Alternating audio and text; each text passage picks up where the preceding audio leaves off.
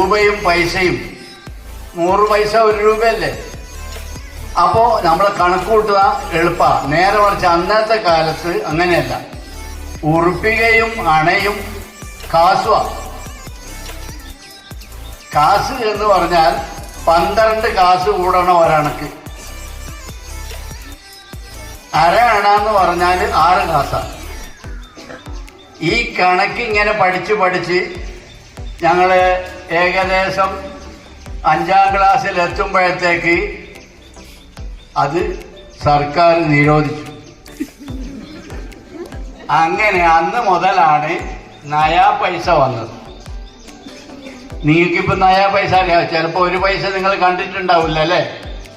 എടുക്കവനായി പോകുന്നു, അമ്പേരത്തിൽ കൊട്ടുവാൻ തിങ്കൾ പോലെ പോകുന്നു, മുണ്ടകരയിൽ മുട്ടുന്നു, ചെണ്ടമണി എടുക്കുന്നു, ചെണ്ടക്കോലി വലിക്കുന്നു, രണ്ടാളെ കൂട്ടത്തിൽ കണ്ടിലേക്ക് വരൂ.